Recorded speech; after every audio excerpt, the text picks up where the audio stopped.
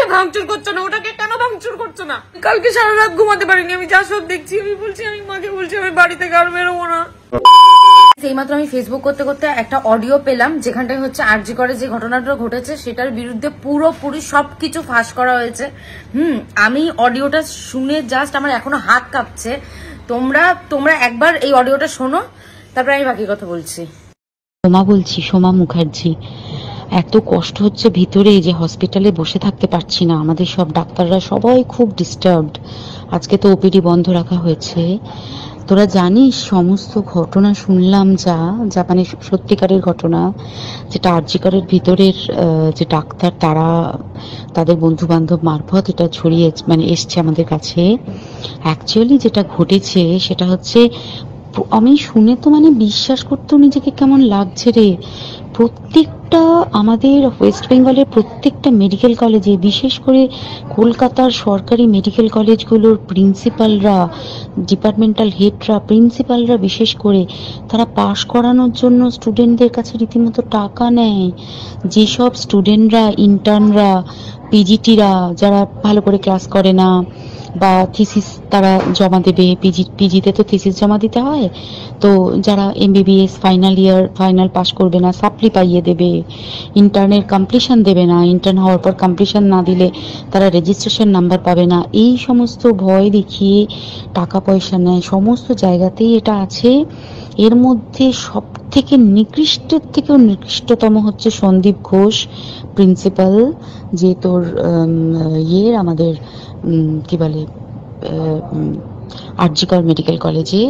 সেখানে ভাব যে ওনার একটা বিশাল নেক্সাস ছিল, যাতে উনি বেশ কিছু ইন্টার্ন, হাউস স্টাফ এদেরকে দিয়ে ওই নেক্সাসটা চালাতেন। তারা ওখানে একটা সেক্স র্যাকেট চালাতো, তারা একটা ড্রাগ র্যাকেট চালাতো। ড্রাগ র্যাকেট মানে ওই যে ওটাতে বলেছে না, ড্রাগ মানে শুধু ওই হেরোইন আর ব্রাউন সুগারের ড্রাগ খাওয়া বা মদ খাওয়া নয়। ড্রাগ মানে হচ্ছে যে কম দামি, কম টাকায় যে ওষুধ পাওয়া যায়, যে ওষুধ না জল ভগবান জানে, সেই ওষুধের মানে কোটি কোটি টাকায় যে টেন্ডার বেরোতো, সেই ওষুধ নিয়ে ওষুধ কোম্পানিগুলোর কাছ থেকে কোটি কোটি টাকা, সেই সমস্ত টাকার একটা বড় অংশ যেত পার্টি ফান্ডে। বুঝতেই পারছিস তাহলে। সেই জন্য পার্টির একদমই কাছের উনি, পার্টির মানে একদম খোদ মানে ওপর লেভেলের একদম আসল জায়গাটার কাছে। তো এবার উনি এই যে নেক্সাসটা চালাতেন, তাতে রীতিমতো কোন ইন্টার্নকে উনি পাশ করাবেন, কোন পিজিটেকে উনি থিসিস কমপ্লিট করাবেন, সেগুলো সব ভয় দেখিয়ে টাকা নিতেন। আর তার হয়ে কাজ করতো ওই ইন্টার্ন হাউস স্টাফের একটা পুরো বড় নেক্সাস। এবার এই মেয়েটির যে পিজিটি, মেয়েটি অত্যন্ত ভালো, সে তার থিসিসটা কমপ্লিট করাবে না বলে হুমকি দিচ্ছিল। সে এটা জানতে পেরে গিয়ে বলেছিল যে আমি এরকম কোনোভাবেই মেনে নেব না, আমি এর বিরুদ্ধে আমি যাব এবং আমি এর বিরুদ্ধে সব ফাঁস করে দেবো। তখন তাকে রীতিমতো ধমক দেওয়া হচ্ছিল। এটা চলছিল লাস্ট 6 মান্থস ধরে, 6 মাস ধরে তাকে হুমকি দেওয়া, তার প্রতি মানে বেশি বেশি প্রথমের দিকে কি করছিল, অত্যাচার করছিল। মানে কিরকম, বেশি বেশি করে নাইট ডিউটি দিচ্ছে, at a stress 36 hours duty, বেশি বেশি করে নাইট, বেশি বেশি করে খাটানো। এবং এগুলো সব জানে ডিপার্টমেন্টাল হেড, চেস্টের যে ডিপার্টমেন্টাল হেড সেও জানে, সিনিয়র পিজিটিরা সবাই জানে। প্রিন্সিপালের নির্দেশেই হচ্ছে এবং ওনার নেক্সাসের ছেলে মেয়েরাই কাজ করছে। তারা 6 মাস ধরে এটা করেছে। করার পরও যখন ওকে আটকাতে পারেনি, তখন কি করেছে, ওই দিনকে ওরা ঠিক করেছে, যে দিনটাতে এই ঘটনাটা ঘটেছে সেদিন কতখানি প্ল্যান্ড এবং গট আপ গেম দেখ। সেই দিন ওই ঘরে, ওই সেমিনার রুমে প্রত্যেক দিনই 4 তলার আরো অনেকেই যারা সিনিয়র পিজিটি বা জুনিয়র পিজিটি তারা কিন্তু বিশ্রাম নিতে যেত, অনেকেই ওই ঘরে যেত।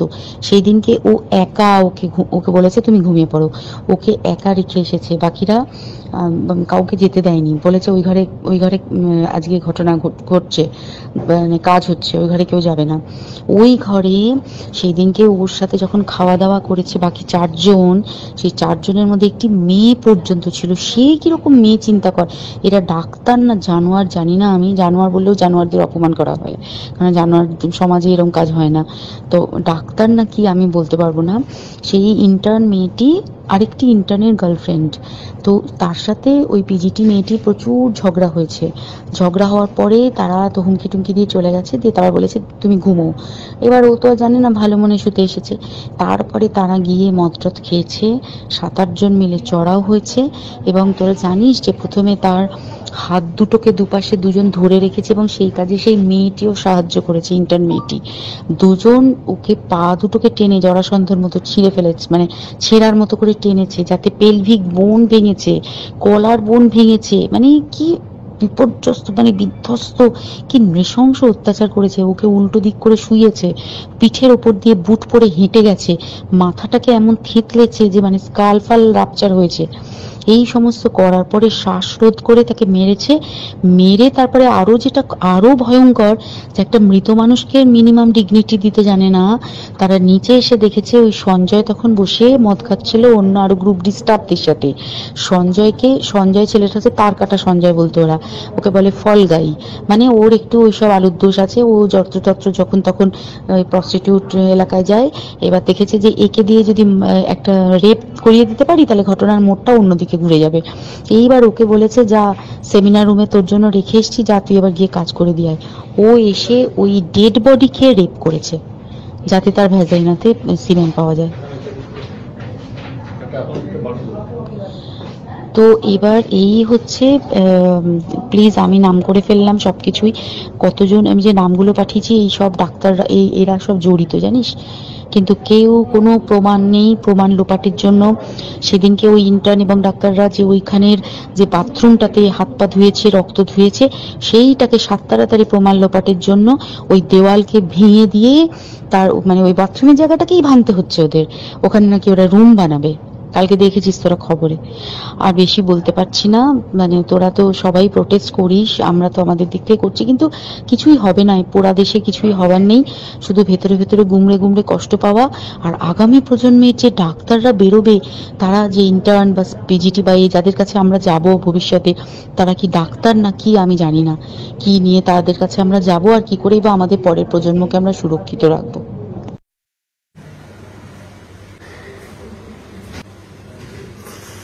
মানুষ যে কতটা অমানুষ হতে পারে ভাই, কতটা অমানুষ। এই অডিওটা শুনে গায়ের মধ্যে কাটা দিচ্ছে। কিভাবে চিড়ে চিড়ে চিড়ে চিড়ে খাওয়া হয়েছে ভাই। তোরা মানুষ, তোমরা এত মিছিল মিটিং করছো, আমার লিটারালি আমার গায়ে কাটা দিচ্ছে। আমার নিজের ভয় লাগছে আমার বাড়ি থেকে বেরোতে।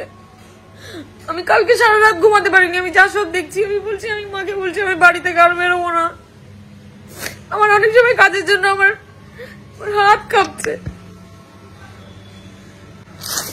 করে বাড়ি ফিরতে হয়। আবার এদের বিরুদ্ধে তো কিছু বলাও যায় না, বললে পরে তো এরা ধমকি দেয়, থ্রেট দেয়।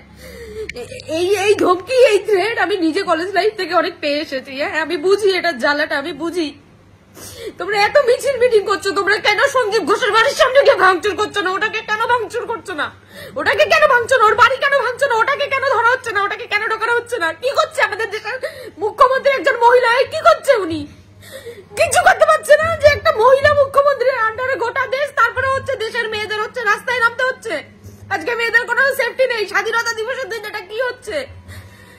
হ্যাঁ, এরকম ভাবে রেপ, এরকম ভাবে ভেতরে এইসব র্যাকেট চালানো হয়। 7-8 জন মিলে তোরা মানুষের মধ্যে পড়িস। ওই যে বাংলাদেশে ত্যাগ করেছে না পদ, ওরকম পদ ত্যাগ করে দিস যদি কিছু না করতে পারে। সব লক্ষ্মীর ভান্ডার 500 টাকা 1000 টাকার কাছে তোমরা বিক্রি হয়ে যাও। আমাদের নিজেরা, আমরা মেন, আমরা নিজেরা ভালো না, আমরা নিজেরা খারাপ। আমরা নিজেরা ভিখিরির মতন হাত পেতে পেতে আমরা ভাতা নিতে ভালোবাসি। তাই হ্যাঁ, যে দেশে একটা চাকরি নেই, যে দেশে একটা মেয়েদের কোনো সেফটি নেই, কি ভরসায় কালকে বাড়ি থেকে বেরোবো? আমার নিজের বোন হচ্ছে 2 দিন পর নার্সিং এর ট্রেনিং এ যাবে। আমার বাড়ির লোকের টেনশন যে আর দেবো না ওই লাইনে। আমাদের রাতের ঘুম উড়ে গেছে। এটা কি শুনলাম? এই অডিওটা, এটা যে শোনালাম তোমাদের, এটা কি শুনলাম? সন্দীপ ঘোষের, ওকে যদি ভাঙচুর না করে, ওকে যদি পুলিশ কাস্টডিতে না নেওয়া হয়, ওকে যদি জেলে না ভরা হয়, ওকে যদি শাস্তি না দেওয়া হয়, তাহলে হচ্ছে পথ ত্যাগ করে দিক। এগুলোর পুরো গোড়া অনেকদিন ধরে রেপ হচ্ছে ভাই, অনেকদিন, এটা প্রথম না। এটা প্রথম না, এর আগেও অনেক হয়েছে, এর পরেও আরো অনেক হবে, কিন্তু এটার একটা ব্যবস্থা, প্রত্যেকবার একটা কিছু হবে। মানুষ মিছিলের পর মিছিল করবে, ভাঙচুর করবে, সবকিছু করবে। তারপরে হচ্ছে এমন একটা দেশে বাস করি যেখানে রেপটাকে সমানে হচ্ছে ঢাকা দেওয়ার চেষ্টা করে। ঢাকা কালকে কি গ্যারান্টিতে বাড়ি থেকে বেরোবো? উল্টে যেই দেশের ছেলেরা কিনা বলে বেরিয়েছে কেন একা রাস্তায়, থেকেছে কেন একা রাতে রুমে। এই দেশের ছেলে বলে যে দেশের মুখ্যমন্ত্রী নিজে একটা মহিলা হয়ে সেই দেশে মহিলাদের কোনো সাপোর্ট নেই। যে এত ভোটের আগে সব এরকম ভিক্ষা করতে আসে, ভিক্ষা চাইতে আসে, ভোট ভিক্ষা চাইতে আসে, এত মুখ বাজে। এখন কোথায় ভাই তারা? কোথায়? একটাকেও তো দেখতে পাচ্ছি না, সব নাকে সর্ষের তেল দিয়ে ঘুমাচ্ছে, সব ঘুমাচ্ছে। কোথায়? বেরোচ্ছে না কেন? তোলপাড় হয়ে যাচ্ছে চারিদিকে, তাদের কোনো আওয়াজ দেখতে পাচ্ছি না কেন? অযোগ্য মানুষকে যদি সিংহাসনে বসানো হয়, আজকে এটাই তোমাদের পাওনা, এটাই উচিত। এরপরে আরো হবে, তোমরা বসে বসে দেখবে। কোথায়? কালকে নবান্নতে গিয়ে কেন হলো না এই জিনিসটা? কালকে কালীঘাটে গিয়ে কেন হলো না জিনিসটা? কেন হলো না? বাংলাদেশের লোকেদের না বুকের পাটায় দম আছে, কলিজায় মেরুদণ্ড সোজা তাদের, আমাদের এখানকার মানুষের না। আজকে আমি একা কথা বলবো, আমি থ্রেড কামারি খাবো, আমাকে থ্রেড দিতে আসবে সব। সবাই মিলে একজোট হলে পরে, এখনো বলছি সময় আছে, সবাই মিলে একজোট হও। যদি তোমার ঘরে না দেখতে চাও এই দিনটা, যদি আমার ঘরে দেখতে না চাই, তো এখনো বলছি সময় আছে, সবাই একজোট হও। এইটা শোনার পরে আমার গায়ে কাটা দিচ্ছে লিটারালি।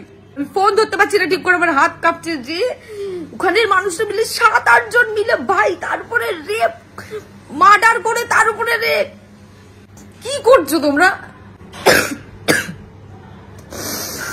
এখনো বলছি সময় আছে, সবাই একজোট হও, একজোট হয়ে এটার একটা শেষ দেখে ছাড়ো। যেই দেশের মেন মানুষের কাছে আমাদের কোনো সেফটি নেই, সে ডিজার্ভ করে না, ওই জায়গা করে না।